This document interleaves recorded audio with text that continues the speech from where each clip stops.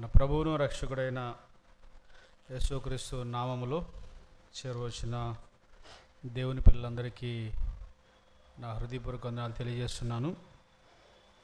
ఈ సాయంత్రం వేళ మరలా మనము ఆయన సన్నిధిలో కూడి ఆయన లేఖనాలు ధ్యానించడానికి ప్రభు అనుగ్రహించిన అవకాశం బట్టి దేవుని స్తుతిస్తున్నాను. ఉదయకాలం నుంచి దాదాపుగా ఇప్పటి వరకు సుదీర్ఘంగా మరి మీరు ఇక్కడ ఉన్నారు, అలసిపోయి ఉంటారని భావిస్తున్నాం. కానీ మరి సమయభావాన్ని బట్టి మీకున్న ఉద్యోగ వ్యాపకాలను బట్టి మరి సహోదరులు కంటిన్యూస్గా మరి ఈ కార్యక్రమాన్ని కొనసాగిస్తున్నారని మేము నమ్ముతున్నాం. అయినా మరి ప్రభువే తన ఆత్మ ద్వారా తాజాదనాన్ని ఇవ్వాలని ఆశిద్దాం. లేఖనాల్ని మనము ధ్యానం చేద్దాం. ఆరంభంగా ఒక 2 వచనాలు మనం చదువుకుందాం. ఉదయకాలం చదివిన వచనము మనకి జ్ఞాపకం ఉండుంటుంది.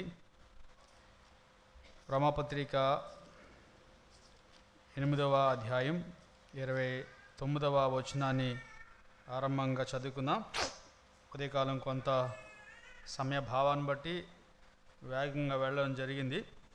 ఇప్పుడు కొంత నెమ్మదిగా వాక్యాన్ని ధ్యానం చేద్దాం. ఎందుకనగా తన కుమారుడు అనేక సహోదరులలో జ్యేష్ఠుడగినట్లు దేవుడు ఎవరిని ముందుగా ఎరిగెనో వారు తన కుమారునితో స్వారూప్యము గలవారొకటకు వారిని ముందుగా నిర్ణయించెను. కొరింథీ మొదటి పత్రిక 15వ అధ్యాయం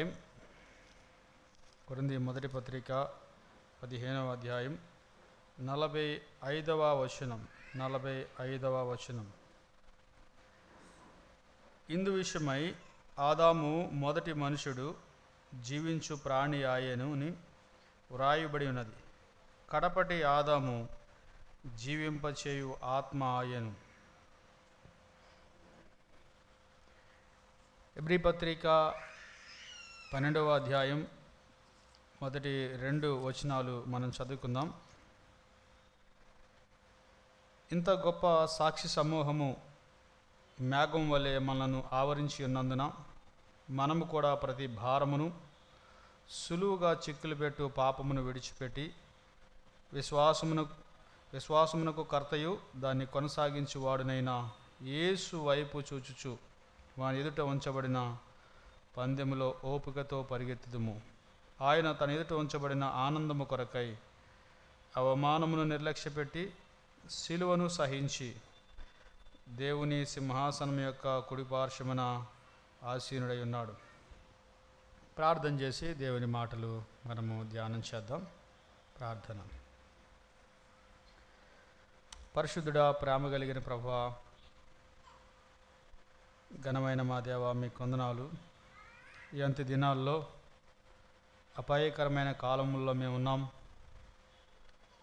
మనుషులు స్వార్థప్రియులను, ధనాపేక్షలను, బెంకములాడువారును, దేవుని కంటే సుఖానుభవం ఎక్కువగా ప్రేమించేవారు ఉంటారని మీరు సెలవిచ్చారు. అయినా నీ ప్రజలు నిన్ను ప్రేమించి, నీ సన్నిధిని ప్రేమించి, నీ వాక్యాన్ని ప్రేమించి చేరిరాగా మీ ఆత్మ ద్వారా మాతో మాట్లాడమని, మీరు మాట్లాడితే మాకు ప్రయోజనం, దిద్దుబాటు, దీవెన. నీ వాక్యాన్ని ప్రత్యక్షపరచండి, నీ కుమారుని మహింపరచండి, ఈ మన్నును మరుగు చేయమని యేసు ప్రభువు నామములో అడిగి వేడుకొనుచున్నాం తండ్రి, ఆమేన్. ఉదయకాలం మనము ఒక అంశాన్ని ఆరంభించాం. దేవుడు మన పట్ల ఆయనకున్న సంకల్పం రక్షించాలి అనే సంకల్పంతో పాటుగా ఆయన కుమారుని స్వారూప్యాన్ని మనం ఈ లోకంలో ఉండగా సంపాదించుకోవాలి, సంతరించుకోవాలని దేవుని యొక్క ప్రగాఢమైన వాంఛ. ప్రతి విశ్వాసి తన జీవితంలో ఈ సంకల్పం విషయమై ఆలోచించాలని, ఇది మనందరి జీవితంలో దేవుని చిత్తమని మనం ఉదయకాలం చూసాం. ప్రభువైన యేసుక్రీస్తు వారు మరణంలో, ఆ మరణ పునరుద్ధానముల ద్వారా ఆయన మనకు తెలియచేసే సమాచారం ఇదే. ఆయన ఏకైక కుమారుడిగా వచ్చాడు, తండ్రిని సంతోషపరిచాడు, తండ్రి నామాన్ని మహిమపరిచాడు, ఆయన చిత్తాన్ని భూలోకంలో నెరవేర్చాడు, ఆయన పనిని ముగించాడు. ఎప్పుడైతే ఆయన చనిపోయి తిరిగి లేచాడో యోహాను సువార్త 3:16 ప్రకారం అద్వితీయ కుమారుడిగా ఉన్నవాడు, ద్వితీయుడు లేనివాడు, ఆయన జ్యేష్ఠ కుమారుడిగా మనం ఇప్పుడు చదువుకున్నాం రోమాపత్రిక. ఆ జ్యేష్ఠ కుమారుడిగా తండ్రి కుటుంబంలో చేర్చబడ్డాడు. దేవుని కుమారుడు అనే ఈ పదజాలం క్రొత్త నిబంధనలో మనం ఆలోచిస్తే లూకాసు వార్త 3వ అధ్యాయంలో ప్రప్రదంగా మనకి కనబడుతుంది. దాదాపుగా 8 సార్లు మనము క్రొత్త నిబంధనలో చూడొచ్చు, కానీ లూకాసు వార్తలో ఆరంభంగా మనకి కనబడుతుంది. ఆ తర్వాత మనం మరలా చూస్తే లూకాసు వార్త ఒకసారి చూడండి. లూకాసు వార్త 3వ అధ్యాయం జీనియాలజీలో లూకా రాస్తూ ఆదాము గురించి ఇలాగా రాసి ముగించినట్టుగా మనం గమనిస్తాం. 3వ అధ్యాయం 38వ వచనం. కేనాను ఎనోషు షేతుకు, షేతు ఆదాముకు, ఆదాము దేవునికి కుమారుడు అని ముగించాడు. వాస్తవానికి దేవుడు ఆదాముని కుమారుడిగా ఆయన స్తుతించాడు.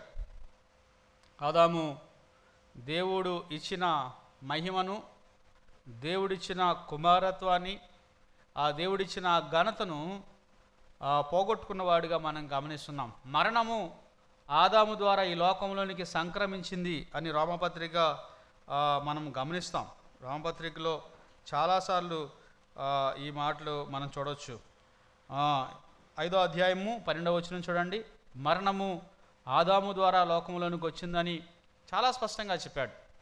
ఇట్లుండగా ఒక మనుషుని ద్వారా పాపము ద్వారా మరణమును లోకములోనికి ఎలాగూ ప్రవేశించును అన్నమాట మనం చూస్తున్నాం.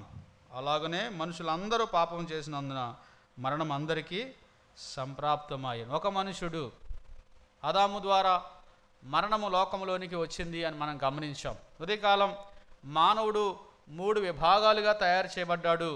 1 ఆత్మ, 2 ప్రాణము, 3 శరీరము.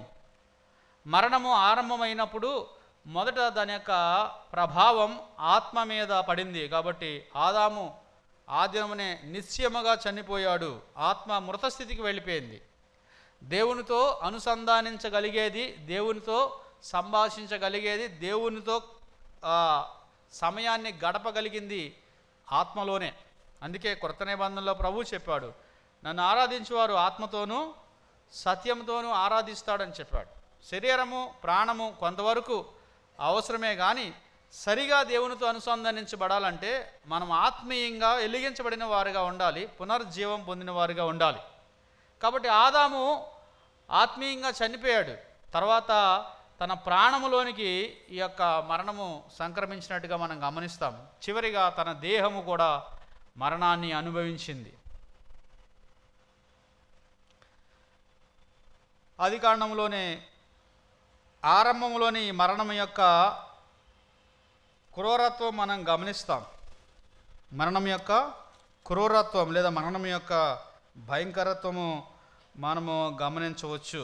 ఎందుకంటే 4వ అధ్యాయంలోనే ఆదాముకు పుట్టిన 2 కుమారుల మధ్య జరిగిన ఆ వివాదం మరణాన్ని తీసుకొచ్చింది. శరీర సంబంధమైన మరణం, ఆత్మ సంబంధమైన మరణము వారు అనుభవిస్తున్నారు అప్పటికే. కానీ శరీర సంబంధమైన మరణము ఆదాము అవ్వలు ప్రప్రదంగా అప్పుడే చూశారు. వాస్తవానికి మరణం ఎలాగుంటుందో వాళ్ళకి తెలియదు. ఆ పొలంలో తమ్ముడైన హేబేలు మీద పడి కయ్యను తన తమ్ముడైన హేబేలును చంపెను అని 4వ అధ్యాయం 8వ వచనంలో మనం గమనిస్తాం. దేవుడు హేబేలు అర్పణను అంగీకరించిన కారణాన్ని బట్టి కయ్యను తట్టుకోలేనంత కోపము గలవాడుగా, భరించలేనంత కోపం గలవాడుగా, అసూయ గలవాడుగా, ద్వేషం గలవాడుగా తయారై తన తమ్ముని చంపాను. ఆదామవ్వలు మనం ఒకవేళ ఇలాగా ఇమాజినేషన్ చేసుకుంటే, విజువలైజ్ చేసుకుంటే, తమ్ముని చంపి కయ్యను వెళ్ళిపోయాడు. ఆదామవ్వలు హేబేలు దగ్గరకు వచ్చారు. హేబేలు కదలట్లేదు, రక్తసిక్తంగా ఉండుంటాడు. మొత్తం మీద అతడు నిశ్చల స్థితిలో ఉన్నాడు. చాలాసేపు ఆ రక్తము తుడిచి, లేకపోతే అతనికి అన్నీ చేసిన ఒక గంట కాదు, 2 గంటలు కాదు, 3 గంటలు కాదు, 4 గంటలు కాదు, అతను అలాగే ఉన్నాడు. కాలము గడిచే కొలది దేహము పాడైపోవడము, ఆ దేహంలోంచి దుర్వాసన బయటికి రావడము, అతడు నిశ్చలమైన స్థితిలో ఉండి కదలకుండా మెదలకుండా మాట్లాడకుండా మరణమైన మృతమైన దేహాన్ని లేదా శవాన్ని మొట్టమొదటిసారి ఆదాము అవ్వలు చూశారనమాట. అప్పుడు దాకా వాళ్ళకి తెలియదు మరణం అంటే ఎలా ఉంటుందని. తన కుమారుని చెయ్యి పట్టుకుంటే చెయ్యి వచ్చేస్తుంది, కాలు పట్టుకుంటే కాలు వచ్చేస్తుంది. ఎందుకని? దేహం అప్పటికే కుళ్ళిపోవడం ప్రారంభమైంది. మరణం ఇంత ఘోరంగా ఉంటుందా, ఇంత భయంకరంగా ఉంటుందా అని వారి పాప ఫలితం ఆ రోజే వారికి అర్థమైనట్టుగా మనం గమనిస్తున్నాం. ఆ మరణము ఆత్మలోంచి ప్రాణంలోనికి, ప్రాణంలోంచి దేహంలోనికి ఎలాగూ ప్రవేశించిందో దేవుని రక్షణ కూడా ఆ విధంగా ప్రవేశించడానికి దేవుడు క్రమాన్ని ఏర్పాటు చేశాడు. ఉదయకాలం మనం గమనించాము, మనం యేసు క్రీస్తునందు విశ్వాసం ఉంచడం ద్వారా మొట్టమొదటిగా మన మృత స్థితిలో ఉన్న ఆత్మ పునరుజ్జీవాన్ని పొందుకుంటుంది. ఆ తర్వాత మన ప్రాణము, మన దేహము ఆత్మ ఆధీనంతో స్వాధీనం చేయబడి దేవునితో సంధించబడ్డానికి అవకాశం లభిస్తుంది. మారు మనసు పొందిన వ్యక్తి ఎవరైనా, అతడు ధనవంతుడైనా లేకపోతే విద్యావంతుడైనా జ్ఞానవంతుడైనా దేవుని దృష్టిలో అతడు ఆత్మీయంగా చనిపోయిన వాడు అని అర్థం.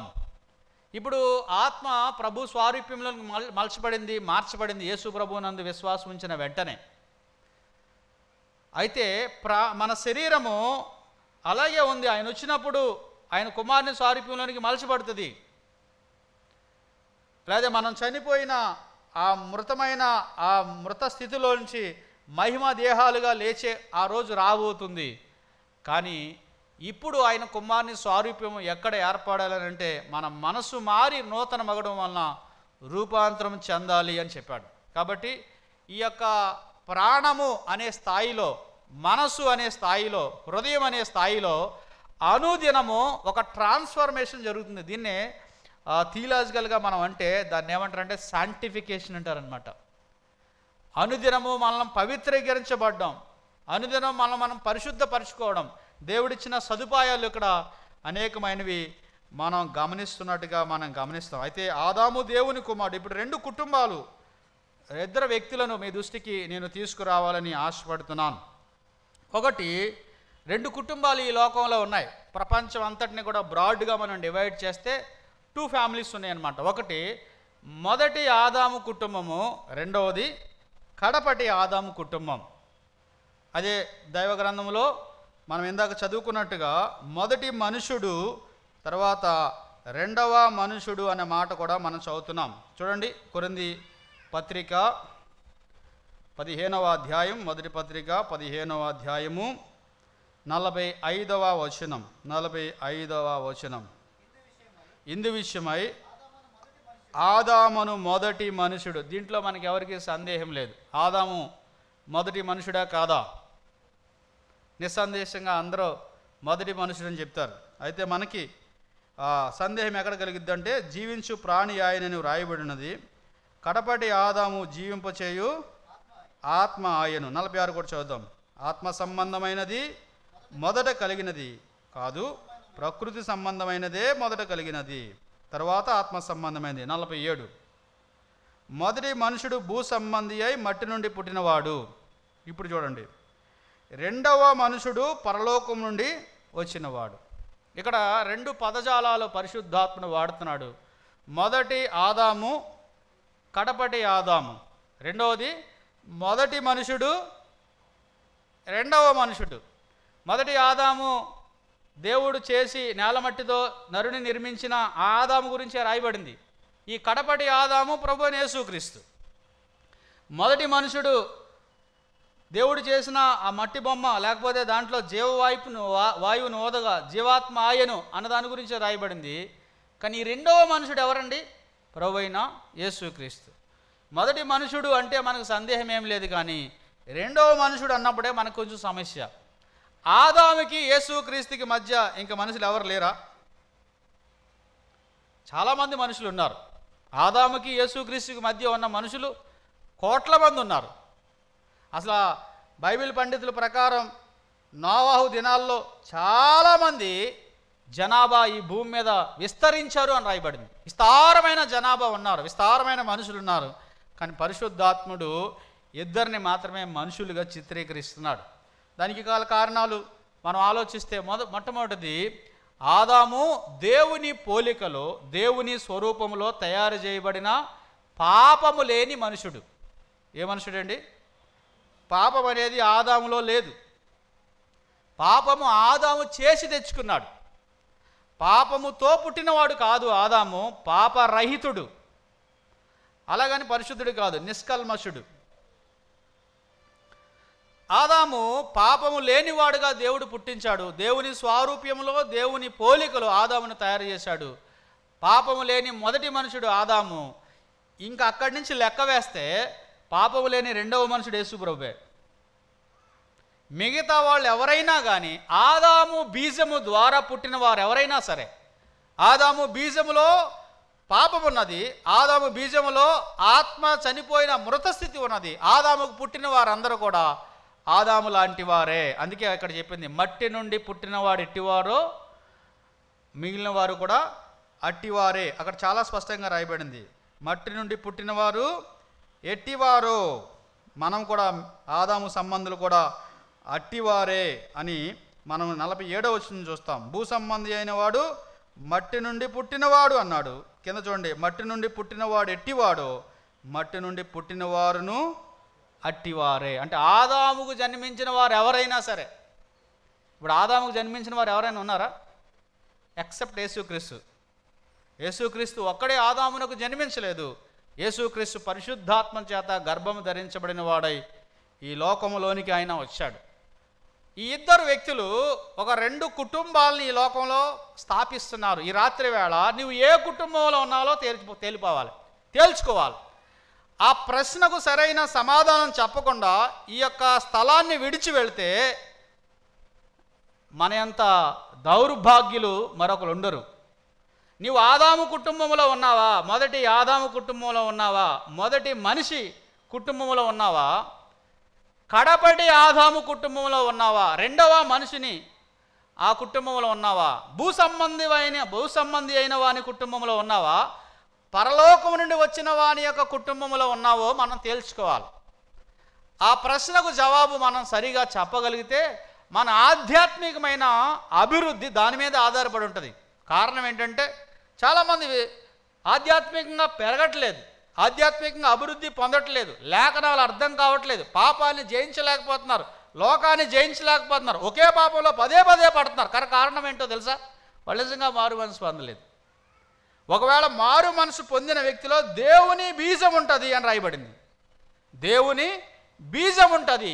ఆదాము బీజము ద్వారా పుట్టిన మనము దైవ బీజము గలవారుగా, దేవుని ఆత్మ గలవారుగా పరలోక సంబంధి పోలికను ధరించడానికి మనం ట్రాన్స్ఫర్ అవుతున్నాం అనమాట. అంటే ఇప్పుడు మొదటి ఆదాములో నుంచి కడపటి ఆదాములోనికి ట్రాన్స్ఫర్ అవుతున్నాం అనమాట. ఇది ఒక గొప్ప సంగతి దేవుని ఆత్మ ద్వారా జరిగేదనమాట. అసలు ఈ యొక్క మొదటి ఆదాము కడపటి ఆదాముకున్న లక్షణాలు మనం ఒకసారి ఆలోచన చేద్దాం. 2వ అధ్యాయం ఆదికాండము 2వ అధ్యాయం 7వ వచనంలో ఆదాము యొక్క నిర్మాణం మనం గమనిస్తాం. దేవుడైన యెహోవా నీలమంటితో నరుని నిర్మించి వాని నాసికారంధ్రములలో జీవవాయువును ఊదగా నరుడు జీవాత్మ అయ్యెను. ఇది ఆరంభం. పాపము లేని నిష్కళంకమైన నిష్కల్మషమైన ఆదామును మనం గమనిస్తాం. ఆదాము దేవునితో నేరుగా అనుసంధానం కలిగిన వాడు, సంబంధం కలిగిన వాడు, సహవాసం కలిగిన వాడు. ఇక్కడ ఒక సంగతి మనం ఆలోచించాలి. మరణము అనే అంశం మనం ఎప్పుడు ఆలోచించినా విడిపోవడం అని అర్థం. మరణం అంటే ఏంటండి? సెపరేషన్. ఇప్పుడు ఆదాము చనిపోయాడు అంటే అర్థం ఏంటంటే ఆదాము ఆధ్యాత్మికంగా చనిపోయాడు. దేవునికి ఆదాముకు మధ్య ఏం జరిగిందండి? గొప్ప ఎడబాటు కలిగింది. రెండవ మరణము అంటే దేవునితో మరలా రెండోసారి ఇడిపోవడం.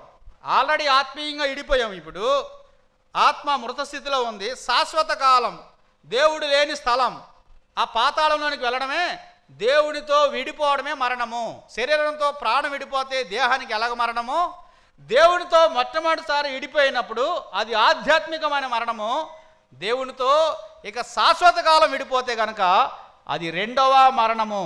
మరణం అంటే విడిపోవడం, జీవం అంటే మరలా కలుసుకోవడం.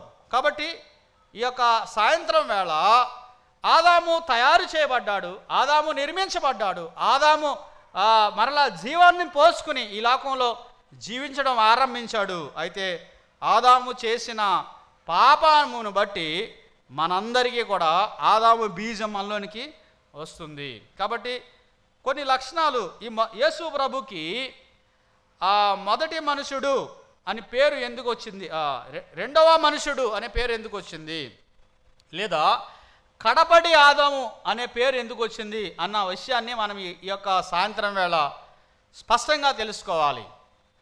ఆ మొదటి ఆదాము ద్వారా ఈ లోకానికి సంక్రమించినవి ఏమిటి? ఈ కడపటి ఆదాము, రెండో ఆదాము అనకూడదు.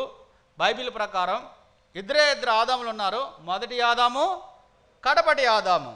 ఆ మొదటి ఆదాము సంబంధులు, కడపటి ఆదాము సంబంధులు. మొదటి ఆదాము కుటుంబస్తులు, కడపటి ఆదాము కుటుంబస్తులు. కాబట్టి ఇప్పుడు ఈ మొదటి ఆదాముకు సంభవించినది, లేదా మొదటి ఆదాము ద్వారా లోకానికి సంభవించిన సంగతులు ఒకసారి ఆలోచన చేద్దాం. చూడండి, మనకి ఈ సంగతులన్నీ తెలుసు కాబట్టి 3వ అధ్యాయానికి రండి. 3వ అధ్యాయానికి వచ్చి 6వ వచనం ఒకసారి చదువుకుందాం.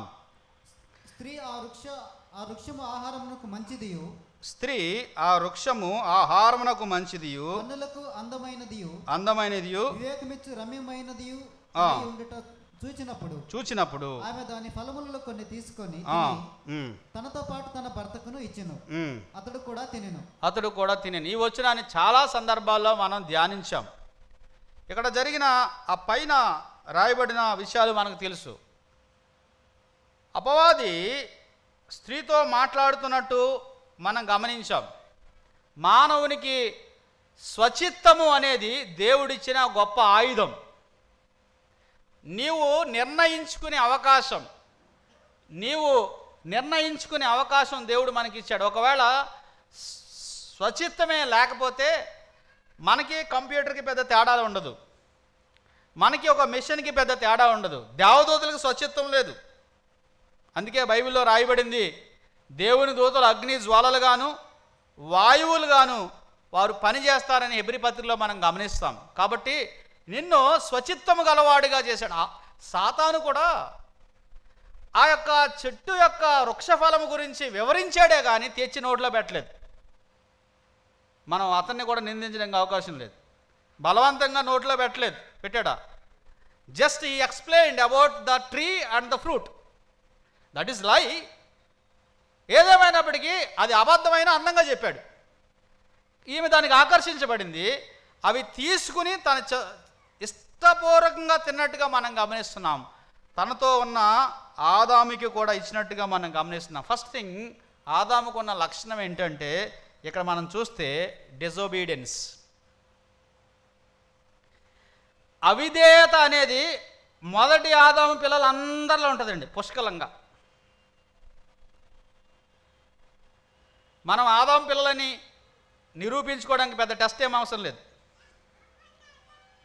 అవిధేయత, disobedience is the first and foremost quality of first Adams children.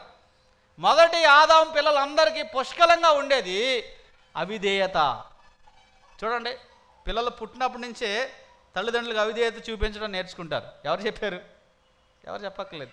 టీచర్స్కి అవిధేయత చూపించడం నేర్చుకుంటారు. ఎవరు చెప్పారు? ఎవరు చెప్పక్కర్లేదు. అవిధేయత అనేది మన నరాల్లో, రక్తంలో అది ఆదాము ద్వారా సంక్రమించిందనమాట. ఆదాముకున్న ప్రధానమైన లక్షణం ఏంటంటే విధేయత కాదు, అవిధేయత. దేవుడు చెప్పాడు, అవి నువ్వు తినొద్దు, తినుదినమున నిశ్చయముగా చచ్చెదు అని చెప్పాడు. అవ్వ ఆదాముకి పండించినప్పుడు ఆదాము పెద్ద డిస్కషన్ చేసినట్టు ఇక్కడ ఏం రాయబడలేదు, చేసాడో లేదో కూడా తెలియదు. కొంతమంది బైబిల్ పండితుల అభిప్రాయం ఏంటంటే అక్కడ ఆ వచనాన్ని చూస్తే 6వ వచనం ప్రకారం ఆదాము కూడా పక్కనే ఉన్నాడని. ఏంటంట? ఆదాము కూడా పక్కనే ఉన్నాడని అంటారు. చూడండి, 6వ వచనం జాగ్రత్తగా చదవండి. ఇంగ్లీష్లో అయితే అది ఇంకొంచెం క్లారిటీగా ఉంది. కొంత మీమాంస కూడా ఉంది. ఆ స్త్రీతో చెప్పగా, ఆ స్త్రీ వృక్షఫలముల ఆహారమునకు మంచిదియును, కన్నులకు అందమైనదియు, వివేకమిచ్చు రమ్యమైనది ఉండుట చూచి ఆమె దాని ఫలముల్లో కొన్ని తీసుకుని తిని, ఇక్కడ చూడండి, తనతో పాటు ఎక్కడున్నాడు అంటండి ఈయన అయ్యగారు? ఎక్కడున్నాడు? తనతో పాటు తన భర్తకును ఇచ్చాను, అతడు కూడా తినేను అని రాయబడింది. మనకున్న ఒక ఆదాము, మొదటి ఆదాము నుంచి మనం సంక్రమించుకున్న లేదంటే మనం పుణికిపుచ్చుకున్న లక్షణం ఏంటంటే అవిధేయత. అవిధేయత అనేది భరించలేని ఒక భయంకరమైన పాపం. దేవుడు దేన్నైనా సహిస్తాడు, కానీ డిజోబీడియన్స్ అనేది లేకపోతే అది చాలా భయంకరమైనది. పిల్లల విషయంలో కూడా తల్లిదండ్రులైన వాళ్ళు తెలుసుకోవాల్సింది, తేల్చాల్సింది ఏంటో తెలుసా? వాడు ఎన్ని తప్పులు చేసినా పర్లేదు, కానీ if he is the disobedience to the parents, you should punish him, teach them to obey. అది దేవుని మాట. పిల్లలకి ఎన్నో ఆజ్ఞ లేదు, ఒకే ఒక మాట, పిల్లలారా మీ తల్లిదండ్రులకు ఓన్లీ వన్ కమాండ్. వాడు ఎన్ని తప్పులు చేసినా పర్లేదు, మనం క్షమించవచ్చు. కానీ వాడు చెప్పిన మాటకే విధేయత చూపించకపోతే, అవిధేయత చూపిస్తే, అమ్మాయి కానీ అబ్బాయి కానీ, ఒకవేళ నువ్వు టీచ్ చేయడం ప్రారంభించకపోతే ఆదాము ప్రథమ కుమారుడిగా తయారైపోతాడు. కారణం ఏంటంటే అది మనకు ఆదాము నుంచి వచ్చిన లక్షణం. కాబట్టి ఆ మొదటి ఆదాములో అవిధేయత అనేది మనందరిలో కనిపిస్తుంది. ఆదాము అవ్వలు ఎవరికి అవిధేయులయ్యారు? దేవునికి అవిధేయులయ్యారు, దేవుని మాటకు అవిధేయులయ్యారు, దేవుని వాక్కుకు అవిధేయులయ్యారు. ఇప్పుడు చాలామంది యవనస్తుల వాదన ఏంటంటే ఆ చెట్టే లేకపోతే బాగుంటుంది కదా అని. ఏంటంట? మరి ఎగ్జామ్స్ లేకపోతే బాగుంటుంది కదా. ఎల్కేజీలో జాయిన్ అయినాడు పిహెచ్డీలో బయటకు వస్తాడు, మరి ఎవరికి వాళ్ళు ఉద్యోగం? ఎగ్జామ్స్ లేకపోతే బాగుంటుంది కదా, టెస్టులు లేకపోతే బాగుంటుంది కదా. అసలు సరుకు ఉందో లేదో ఎక్కడ తేలుతుంది? ఎగ్జామ్లోనే తేలుతుంది. నువ్వు విధేయుడవా అవిధేయుడవా అనేది ఎప్పుడు తేలుతుంది? ఆజ్ఞ ఉన్నప్పుడే తేలుతుంది. దేవుడు అనంత జ్ఞాని కాబట్టి ఆయన ఆదామునకు ఆ ఆజ్ఞ జారీ చేశాడు. కానీ ఆదాము ఏం చేశాడండి? అవిధేయుడయ్యాడు. ఆదామే కాదు, మనం ఆదాము మీద 100 ప్రసంగాలు చేయొచ్చు. కాబట్టి మనందరిలో కూడా ఆ లక్షణం ఉంటుంది, అవిధేయత చూపించాలనే ఆ లక్షణం. భార్య భర్తకు అవిధేయుడు కావాలని, భర్త భార్యకు అవిధేయుడు కావాలని, పిల్లలు తల్లిదండ్రులకు అవిధేయులు కావాలని, ఉద్యోగస్తులు బాస్కు అవిధేయులు కావాలని, ప్రజలు ప్రభుత్వానికి అవిధేయులు కావాలని, ఇది అన్ని రెలమ్స్లో ఉంటుంది అన్నమాట. శాతం మారచ్చు. అది ఏం చేయాలి? విధేయత నేర్చుకోవాలి. యేసుక్రీస్తుకున్న క్వాలిటీస్లో చాలా ప్రాముఖ్యమైన క్వాలిటీ ఏంటంటే ఆయన విధేయుడు. ఎంత విధేయుడు అంటే ఈవెన్ తల్లిదండ్రులకు విధేయుడు, పరలోకమందున్న తండ్రికి విధేయుడు. ఆయనలో అవిధేయత అసలు మీరు ఎంత వెదిగినా కనపడదు. మొదటి ఆదాము అవిధేయతకు ప్రతినిధి అయితే కడపటి ఆదాము విధేయతకు ప్రతినిధిగా మనం గమనిస్తున్నాం. రెండవ లక్షణం మనం గమనిస్తే అక్కడ 6వ వచనంలో మనం చూస్తే రెబెలియస్నెస్, తిరగబడ్డం. 3వ అధ్యాయం 6వ వచనంలో వీళ్ళు దాన్ని తినడం ద్వారా దేవునితో లేకపోతే దేవుని ఎదుట వాళ్ళు చెప్పింది ఏంటంటే మేము నీ మీద తిరగబడుతున్నాం. ఇప్పుడు ఒక ఆయన ఇలా చెప్పాడనమాట, 100 పళ్ళు ఇచ్చి, ఎన్ని పళ్ళు? 100 ఫలాలు ఇచ్చి 1 తిను, 99 తినకు అంటే కనుక అది అన్యాయం అవుతుంది. 99 తిను, 1 వద్దంటే అది న్యాయం అవుద్ది అని చెప్పాడు. ఎన్ని చెప్పాడు ఆయన? Eat 99 but don't touch this, don't eat this.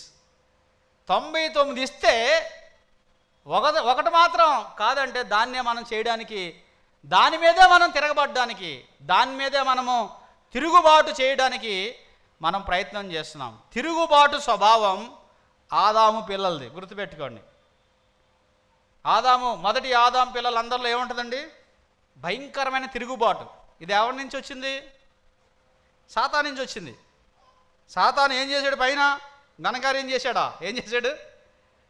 దేవుని మీద తిరగబడ్డాడు. ఆ దేవుని మీద తిరగబడి దెయ్యమయ్యాడు. అదే లక్షణాన్ని ఆదాముకి ఇచ్చాడు. కాబట్టి తిరగబడ్డం అంటే ఏంటి? దెయ్యం లక్షణం, సాతాను లక్షణం, మొదటి ఆదాము లక్షణం. తిరగబడ్డం అనేది ఇశ్రాయేలీల జీవితంలో మనకు చాలా స్పష్టంగా కనబడుతుంది. అప్పుడే తింటారు, వెంటనే తిరగబడతారు. అప్పుడే నీళ్ళు తాగుతారు, వెంటనే తిరగబడతారు. అప్పుడే మేఘం కింద ఉంటారు, వెంటనే తిరగబడతారు. అప్పుడే సముద్రం దాటుతారు, వెంటనే తిరగబడతారు. యెహోవాను గానం చేద్దామంటారు, ఆయన మీద సణుక్కుంటారు. ఈజీగా చెప్పేస్తాం వాళ్ళ మీద మెసేజ్లు. మన జీవితం అలాంటిది కాదా? మనం కూడా చాలా సందర్భాల్లో తిరుగుబాటు స్వభావం, ఎవరి మాట వినకూడదు, నా మీద ఎవరు అధికారి ఉండకూడదు, ఎవరికి నేను లోబడకూడదు, ఎవరి కింద నేను ఉండకూడదు, నాకు నేనే బాస్ అనే స్వభావం ఆదాము యొక్క లక్షణం. కాబట్టి ఆదాము ఆ పాపం చేయడంలో మొదటి ఆదాము చెప్పే మరొక సందేశం ఏంటంటే ఆ రెబెలియస్నెస్గా మనం గమనిస్తున్నాం. రెబెలియస్నెస్. మూడవది మనం గమనిస్తే 8వ వచనం చూడండి, 3వ అధ్యాయం 8వ వచనం.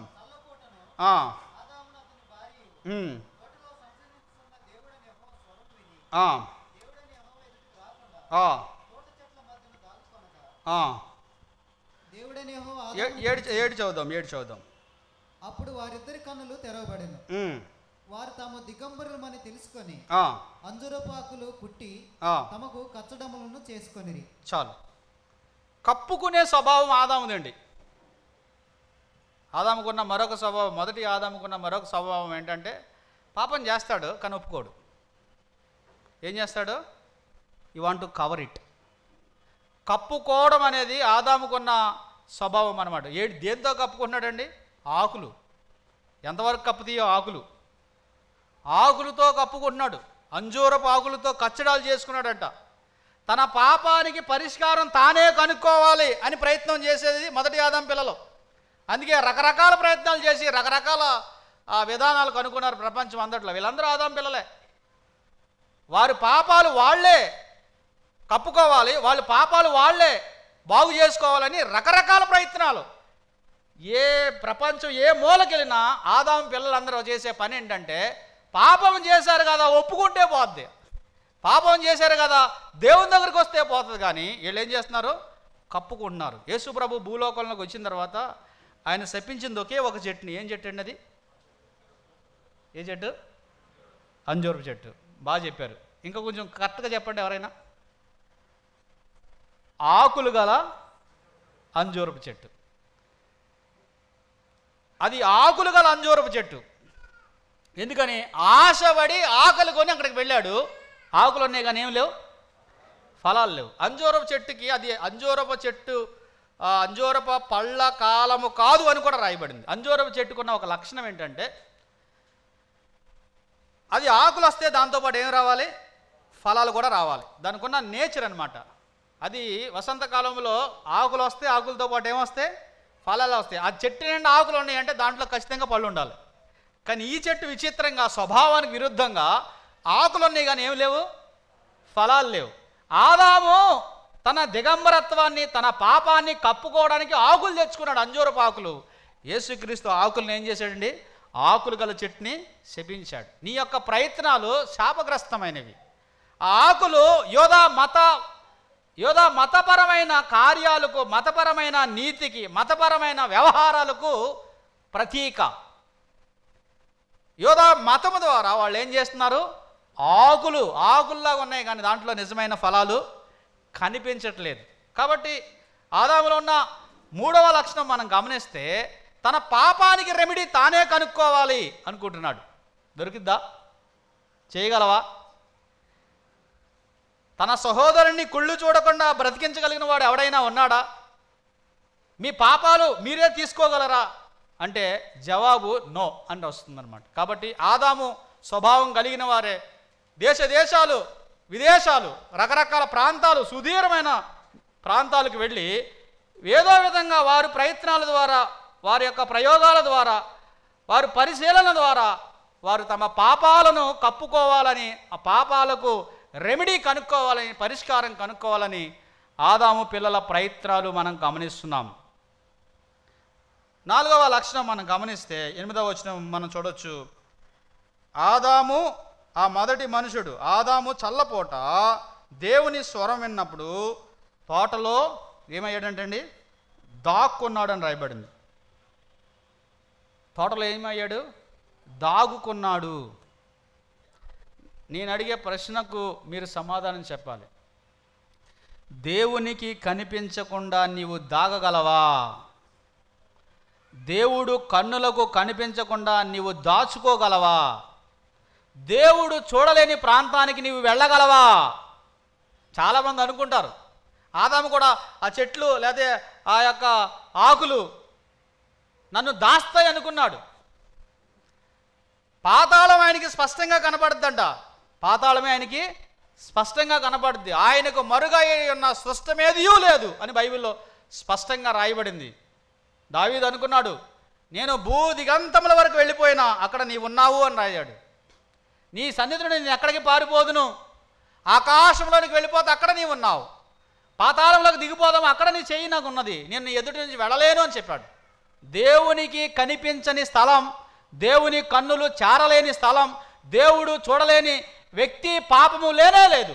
ఒకవేళ నువ్వు అనుకుంటే అది మానవుని వెర్రితనమే కానీ దేవుడు సూటిగా చూడగలడు. ఈరోజు ఆదామైతే కప్పుకున్నాడు, ఆదామైతే తప్పుకున్నాడు, నీ ఒప్పుకుంటే మారు మనసు ఉంటుంది. ఈరోజు యేసు ప్రభు దగ్గర ఒప్పుకుంటే ఆ మొదటి ఆదాము కుటుంబంలో నుంచి ఈ కడపటి ఆదాము కుటుంబంలోనికి నువ్వు బదిలీ చేయబడతావు. కప్పుకునేవాడిగా ఉన్నావా, తిరగబడేవాడిగా ఉన్నావా, తిరస్కరించేవాడిగా ఉన్నావా, అవిధేయతలో ఉన్నావా? ఇంకొక మాట చూడండి, ఆదాము దాచుకోవాలని ప్రయత్నం చేస్తున్నారు. అమ్మాయ, ఒడిలో అగ్ని వేసుకుంటే కాలిపోతుంది, నీలో పాపం ఉంచుకుంటే నువ్వు పతనం అయిపోతావు. ఇది మంచి అవకాశం. యేసు ప్రభు ఎప్పుడైనా రావచ్చు, మనం ఎప్పుడైనా చనిపోవచ్చు. పరిస్థితులన్నీ మీరు గమనించండి. ఆర్థికంగా చూడండి, రాజకీయంగా చూడండి, భౌగోళికంగా చూడండి, కాస్మెటిక్ విధానంలో మీరు చూడండి, కాస్మికంగా కూడా చూడండి. ఏ కోణంలో మీరు పరిశీలించినా జ్ఞానము కలిగిన వారు అర్థం చేసుకునే విషయం ఏంటంటే ప్రభు రాకడ సమీపంగా ఉన్నది అని. అయితే దాక్కుంటున్నావా? పాపములో దాక్కుంటున్నావా? పాపాన్ని కప్పుకుంటున్నావా? పాపంలోనే పతనమైపోతావా? లేదంటే ఆ మొదటి ఆదాము యొద్ద నుండి పారిపోయి కడపటి ఆదామైన యేసుక్రీస్తు దగ్గరికి వస్తావా?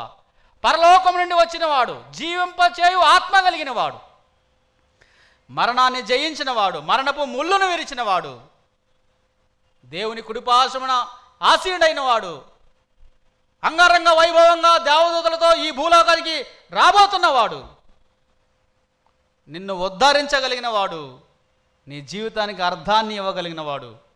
కాబట్టి ఈ మొదటి ఆదాము అతడు అవిధేయతను, అతడు తిరుగుబాటుని, అతడు కప్పుకున్న విధానాన్ని, అతడు దాక్కున్న విధానాన్ని మనం గమనిస్తున్నాం. ప్రశ్న, దేవుడు అడిగిన ప్రశ్న, ఈ భాగం చదివినప్పుడల్లా కూడా నాకు అనిపిస్తుంటుంది దేవుడు మానవుల పట్ల ఎంత ప్రేమ కలిగిన వాడు అని. కారణం ఏంటంటే దేవుడు అనంత జ్ఞాని, దేవుడు కాలానికి అతీతుడు. మనం కాలంలో ఉన్నవాళ్ళం, ఇక్కడ ఉన్నాం. ఇప్పుడు మన వెనకాల గతం ఉంది, మన ఎదుట భవిష్యత్తు ఉంది, ఇప్పుడు వర్తమానం ఉంది. కానీ దేవుడు వర్తమానాన్ని, భూత భవిష్యత్తు వర్తమానాలను ఎలా చూస్తాడనమాట. ఆయన కాలంలో లేనివాడు కాబట్టి భూత వర్తమానాలు ఆయన ఎదుట ఇలా కనబడతాయి అన్నమాట. భూత వర్తమానాలు ఎరిగిన వాడు ఆదాముకి ఇచ్చిన గొప్ప అవకాశం మీరు చూడండి. 12వ వచనం 3వ అధ్యాయం. అద్భుతమైన అవకాశం, అద్భుతమైన ఛాన్స్ అని చెప్పాలన్నమాట. గొప్ప అవకాశం ఇచ్చాడు. అందుకు ఆదాము 3వ అధ్యాయము 12వ వచనం.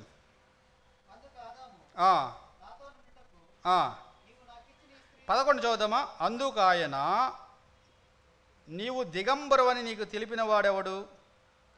నీవు తినకూడదని నేను నీకు ఆజ్ఞాపించిన వృక్షఫలము తింటివా అని అడిగాను. ఇంతకంటే సూటి అయిన ప్రశ్న బైబిల్లో మొట్టమొదటిగా మనం చూస్తున్నాం. ఇంతకంటే సూటి అయిన ప్రశ్న ఇక మరొకటి లేదు. చాలా సూటిగా అడిగాడు దేవుడు. ఏంటి ఆదాము, నేను తినొద్దన్న ఫలం కానీ తిన్నావా అని అడిగాడు. ఆన్సర్ ఏమి, ఎల్కేజీ పిల్లవాడిని చెప్తారు. ఆన్సర్ ఏమి రావాలండి? ఇది ఎస్ఆర్నో కోసినా లేకపోతే ఏదన్నా ఎస్ఐ కోసినా? Either yes or no. ఈయన ఏం చేశాడు తెలుసా? నీవు నాకు ఇచ్చిన భార్య ఇస్తే తినని కింద ఆన్సర్ రాశాడు అనమాట. నువ్వు ఎస్ కానీ నో కానీ టికెట్ పడి కింద ఆన్సర్ రాశాడు. ఎంత తెలివైనడు చూసారు ఆదాం. మనమే. నువ్వు తిన్నావా అని అడిగాడు. తింటే తిన్నానని చెప్పాలి, తినకపోతే తినలేదని చెప్పాలి. ఏం చెప్పాడు? నీవు నాకు ఇచ్చిన ఈ స్త్రీ అన్నాడండి. ఈ స్త్రీ అప్పుడు దాకా నారి, నా ఎముక, నా మాంసం, నాలోనిది, నాది, చాలా అద్భుతంగా అవ్వని రిసీవ్ చేసుకున్నాడు. కానీ పాపము ఆదాము అవ్వల మధ్య తీసుకొచ్చిన పొరపచ్చాలు మీరు గమనించండి. కుటుంబాలు నాశనం అయిపోవడానికి పాపము కారణం, భార్యాభర్తల అన్యోన్యత పాడైపోవడానికి పాపం కారణం, దేవునికి మానవులకి మధ్య సంబంధం తెగిపోవడానికి పాపం కారణం, అపవాది లక్షణాలు మన జీవితాల్లోనికి రావడానికి పాపమే కారణం. ఆదాము పాపం చేసిన మరుక్షణమే దేవునితో సంబంధం తెగిపోవడం కాదు, తన భార్యతో కూడా సంబంధం తెగిపోయింది.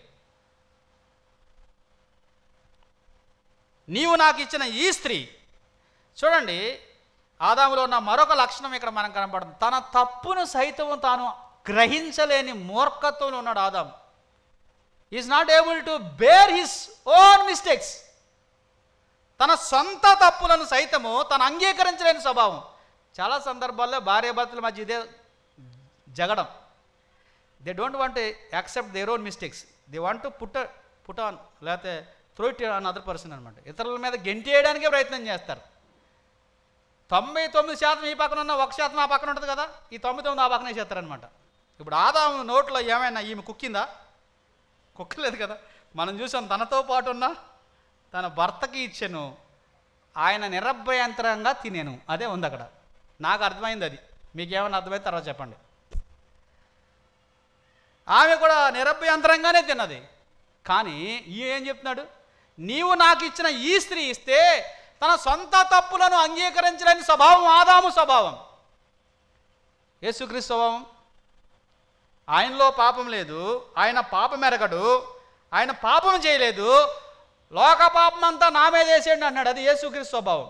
What a difference! మొదటి ఆదాముకి కడపటి ఆదాముకి మధ్య ఉన్న వ్యత్యాసం చూసారా? నువ్వు నిజంగా కడపటి ఆదాము బిడ్డవే అయితే తప్పు వాళ్ళు చేసినా కానీ నువ్వేం చేస్తావు? Willing to bear. కానీ మొదటి ఆదాము బిడ్డవైతే కనుక నీ తప్పును నువ్వు అంగీకరించిపోగా పక్కోళ్ళ మీద గెంటేస్తావు అనమాట. ఎన్నిసార్లు గెంటేయలేదు? అప్పుడు మనం అర్థం అవుద్ది అనమాట మనం ఆదాము లక్షణాలు ఇంకా ఉన్నాయని. తన మిస్టేక్ను సైతం, తన తప్పును సైతం, తన పాపమును సైతం, తన యొక్క దోషాన్ని సైతం అంగీకరించలేని, ఒప్పుకోలేని యుగో కలిగిన వాడు ఆదాము. దాన్నే యుగో అంటారనమాట ఇంగ్లీష్లో, మనకు బాగా అర్థమవుద్ది. ఈ మధ్యన భార్యాభర్తల మధ్య ఒక గొడవ వస్తే ఆయన చివరిగా ఒక కౌన్సిలర్ని పిలిస్తే ఆయన చివరిగా చెప్పిన మాట ఏంటంటే, ఇది ఏం సమస్య కాదండి, యుగో సమస్య అని చెప్పాడు. ఏ సమస్య అంటే యుగో సమస్య అంటే ఆదాము సమస్య అనమాట. ఆదాము సమస్య అవ్వలకు ఉంటుంది, ఆదాము కూడా ఉంటుంది. ఆలోచించాలి. అంగీకరిస్తే యేసుక్రీస్తు స్వభావంలోనికి మనం వచ్చేవారుగా ఉంటాం. ఇక్కడ ఆదాము తన తప్పును తాను అంగీకరించలేని స్వభావం కలిగిన వాడుగా ఉన్నాడు. అంతేకాకుండా తన తప్పును ఇతరుల మీద వేసే స్వభావం కలిగిన వాడుగా ఉన్నాడు.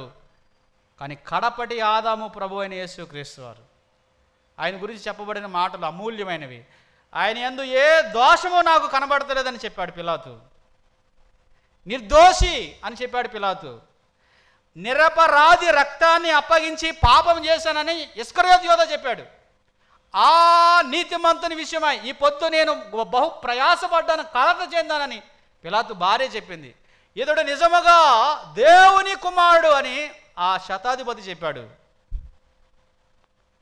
పశ్చిమ్రానుకే ఎలా చేస్తే ఎండిన దానికి ఏం చేస్తారని ప్రజలందరూ తలలూపారు. కానీ ఆయన అందరి పాపములను తన మీద వేసుకోవడానికి ఇష్టపడ్డాడు. మొదటి ఆదాము తన సొంత తప్పులను అంగీకరించడు, ఇతరుల మీద వేయడానికి సిద్ధపడతాడు. కడపటి ఆదాము ఇతరుల తప్పులను సైతము చేతులు బాగా చాపి నా మీద వేయమంటాడు. ఎవరి సంతానము నువ్వు? ఒకవేళ కడపటి ఆదాము సంతానం అయితే కుటుంబం 99% సెట్ అయిపోద్ది. రాసిస్తాను, కావాలితే సంతకం పెడతాను. ఫ్యామిలీలో వచ్చే సమస్యలు, సంఘంలో వచ్చే సమస్యలు, వీటన్నిటినీ యేసుక్రీస్తు స్వభావం కలిగిన వారమై భరించడానికి, సహించడానికి, వాటిని వహించడానికి మనం ఇష్టపడితే సమస్యలకు సమాధి అక్కడే, కడపటి ఆదాము దగ్గర. ఆదాము ద్వారా మట్టి నుండి పుట్టినవాడు అని ఆదాము గురించి మనం చూసాం. ఆదాము లోకానికి ఏమి తీసుకొచ్చాడో కొన్ని సంగతులు మనం చూద్దాం. 17వ వచనం చూడండి. ఇక్కడ ఆదాము మరణాన్ని తీసుకొచ్చాడు, ఆదాము అవిధేయతను తీసుకొచ్చాడు, ఆదాము తిరుగుబాటును తీసుకొచ్చాడు, ఆదాము కప్పుకునే స్వభావాన్ని తీసుకొచ్చాడు. ఆదాము తన తప్పును తాను ఒప్పుకోకుండా ఇతరుల మీద వేసే దాన్ని ఆయన తీసుకొచ్చినట్టుగా ఉన్నాడు. యేసు ప్రభు వీటన్నిటినీ ఆయన వహించినట్టుగా మనం గమనిస్తున్నాం. 3వ అధ్యాయం 17వ వచనం చూడండి. ఆదాము ద్వారా లోకానికి నీవు నీ భార్య మాట విని తినవద్దని నేను నీకు ఆజ్ఞాపించిన వృక్షఫలము తింటివి గనక నీ నిమిత్తము నేల శపింపబడి ఉన్నది. ప్రయాసముతోనే నీవు బ్రతుకు దినములన్నీ దాని పంట తిందువు. చూడండి, ఆదాము లోకానికి ఏం తీసుకొచ్చాడు? శాపము అనే మాట మనం గమనిస్తున్నాం. Curse is introduced by Adam. ఆదాము లోకానికి శాపాన్ని తీసుకొచ్చాడు. గలతీ పత్రిక, నా సమయం అయిపోతుంది, 3:13 చూడండి. గలతీ పత్రిక 3:13 రాసుకోండి. మ్రాను మీద రాలాడిన వాడు శాపగ్రస్తుడు అని రాసి పైన 2 కింద రాశాడు శాపగ్రాహి అని రాశాడు అనమాట. ఏంటంటే శాపగ్రాహి అని రాశాడు. అంటే అర్థం ఏంటి? యేసుక్రీస్తులో శాపము లేదు, ఆదాము శాపాన్ని ఆయన గ్రహించాడనమాట. శాపగ్రాహి. లోకానికి ఆదాము శాపాన్ని పరిచయం చేస్తే యేసుక్రీస్తు శాపాన్ని పూర్తిగా సంగ్రహించాడు, గ్రహించాడు, ఎత్తివేశాడు. ఇంకా నువ్వు శాపం కింద ఉండే అవకాశము, శాపం కింద ఉండే అవసరత లేదు. ఆశీర్వాదం కిందకు వచ్చే అవకాశం ఉన్నది. శాపం కిందే ఉంటానని నీ ఇష్టం. ఆదాము తన యొక్క శాపాన్ని యేసు ప్రభు ఎత్తివేసినట్టుగా మనం చూస్తున్నాం. 17వ వచనంలో మనం చూస్తాం కదండి. ఏముందండి 17వ వచనం? 3:17 నీవు ప్రయాస పడుదు అని రాశాడు. ఏంటంటే ప్రయాస, సారో, ప్రయాస, దుఃఖం, బాధ ఎవరి ద్వారా లోకానికి పరిచయం అయింది? ఆదాము. అంతకుముందు ఆదాముకు ప్రయాస లేదు, దుఃఖం లేదు, బాధ లేదు, వేదన లేదు, వ్యాధి లేదు. కానీ ఎవరికి వచ్చింది? బాధ, వేదన, దుఃఖం, వ్యాధి ఆదాము ద్వారా లోకానికి సంప్రమించింది. మరణం అంటే వ్యాధి అండి. తెలుసా మీకు ఆ సంగతి? సైంటిఫికల్గా మరణాన్ని వ్యాధి అంటారు. ఇంకా రకరకాల వ్యాధులు ఉన్నాయి ఇలాంటి తర్వాత. కాబట్టి మరణం, ఇక్కడ ప్రయాస అనేది ఆదాము ద్వారా లోకానికి వస్తే, యెషయా గ్రంథం 53వ అధ్యాయము 3వ వచనం మనం చూస్తే ఆయన వ్యాధన పడెను, వ్యాకుల పడెను, ప్రయాస పడెను, వ్యాధిని అనుభవించాను, వ్యసనాక్రాంతుడు ఆయనన్న మాటలు మనం గమనిస్తున్నాం. ఆదాము లోకానికి తీసుకొచ్చిన ఆ వేదన, ఆ వ్యాధి యేసు ప్రభు వహించాడు. యేసు ప్రభువుకి ఏ వ్యాధి లేదు, కానీ వ్యాధిగ్రస్తుడు ఆయను అని రాయబడింది. కారణం ఏంటంటే ఆదాము ద్వారా వచ్చిన మాట. 18వ వచనం చూడండి. 18 ఆ ముళ్ళు ముళ్ళు ముళ్ళు ముళ్ళు ఎవరి ద్వారా వచ్చినాయండి లోకానికి? ఆదామే. Is the person cause for all the thistles and thorns. ఈ ముళ్ళుకి, ఈ ముళ్ళ తుప్పలకి, గచ్చబొదలకు, బలిరక్కసి చెట్లకు ఈ ముళ్ళు వంటి స్వభావం మానవులకి రావడానికి కారణం ఆదాము. ఆదాము ముళ్ళు లోకానికి పరిచయం చేశాడు. ముళ్ళు ద్వారా మానవ సంబంధాలు తెగిపోయాయి. ముళ్ళ వంటి స్వభావాలు మానవులు సంతరించుకున్నారు. కలిసి నివసించలేనంత విభేదాలు గలవారుగా ఉన్నారు.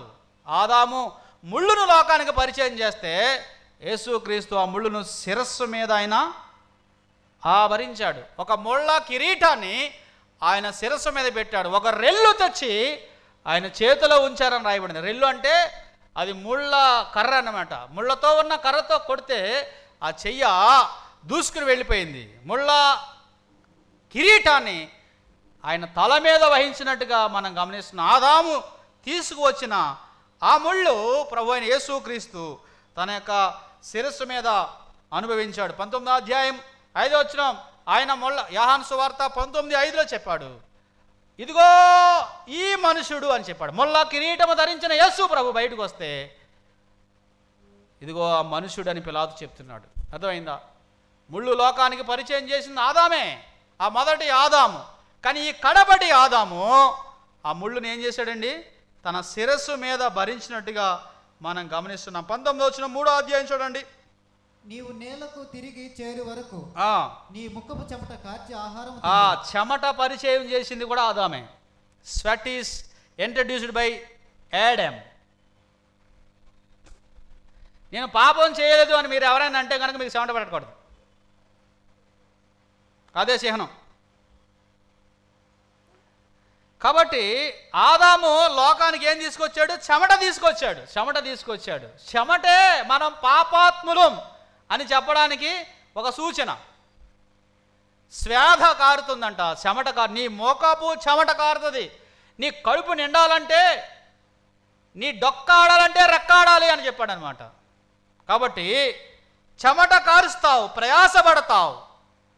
నీ ముఖపు చెమట కారిసి ప్రయాస శ్రమ నీకు ప్రాప్తిస్తుంది అని దేవుడు చెప్పినట్టుగా మనం గమనిస్తున్నాం. అయితే యేసుక్రీస్తు ఆ గత్సెమైన వనంలో సాంబాబు గారు ఒక మంచి పాట రాశారు. దేదివ్య రూపుడు దీనుడు కాగా దరిచేరు వారు లేరే దరయందని, నల్లని నిశిదిలో తెల్లని అంగి ఎర్రని రుధిరం వర్ణ వివర్ణం అని చేశాడు ఆయన. ఆ నల్లని ఆ కాళ రాత్రిలో, ఆ చిమ్మ చీకట్లో, ఆ గెత్సెమనే అనే పచ్చని ఒలివ తోటలో తెల్లని అంగి వేసుకుని ప్రభు అయిన యేసుక్రీస్తు వారు రాతి వేత దూరం వెళ్ళి ఆయన రక్తము స్వేద బిందువుల వలె, ఆయన స్వేద రక్త బిందువుల వలె కారిందంట. ఆదాము లోకానికి పరిచయం చేసిన ఆ చెమట రక్త బిందువుల వలె రక్షకుడు కార్చినట్టుగా మనం గమనిస్తున్నాం. ఆదాము లోకానికి ఇంకేం తీసుకొచ్చాడు? మరణాన్ని తీసుకొచ్చాడు. ఏం తీసుకొచ్చాడండి? మరణం, మరణం, మరణం, మరణం. హెబ్రీ పత్రిక 2వ అధ్యాయం ముగిద్దాం, సమయం అయింది. హెబ్రీ పత్రిక 2వ అధ్యాయం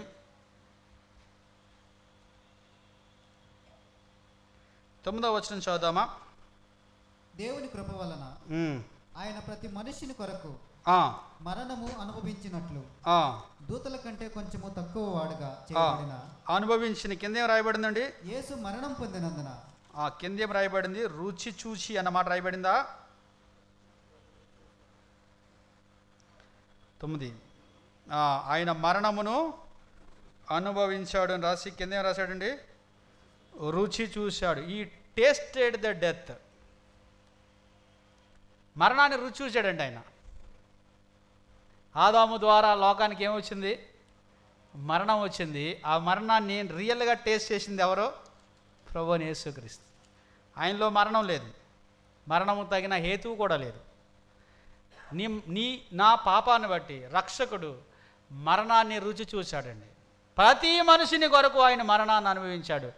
కడపటి ఆదాములో నీవు చేరాలి అని అంటే ఈ మరణాన్ని అనుభవించిన యేసుక్రీస్తునందు నీవు విశ్వాసం ఉంచాలి. ఆదాము సంబంధులం ఈ లక్షణాలన్నీ పుష్కలంగా ఉన్నాయి. నేను ఇంతవరకు చాలా విషయాలు చెప్పాను, అవన్నీ మనలోనే ఉన్నాయి. అవిధేయత, తిరుగుబాటుతనం, దాచుకునే స్వభావం, ఒప్పుకోని స్వభావం, ఇతరుల మీదే వేసే స్వభావం, మనకు మనమే రెమెడీ సంపాదించుకునే స్వభావం, కప్పుకునే స్వభావం, ఒప్పుకోలేని స్వభావం, ఇవన్నీ మనకు ఆదాము ద్వారా వచ్చిన లక్షణాలు. అయితే ఈ కడపటి ఆదాము, అందుకే ఆయన కడపటి ఆదాముగా పిలువబడ్డాడు. మొదటి మనుషుడు మట్టి నుండి పుట్టాడు, జీవించు ప్రాణి అని చెప్పాడు.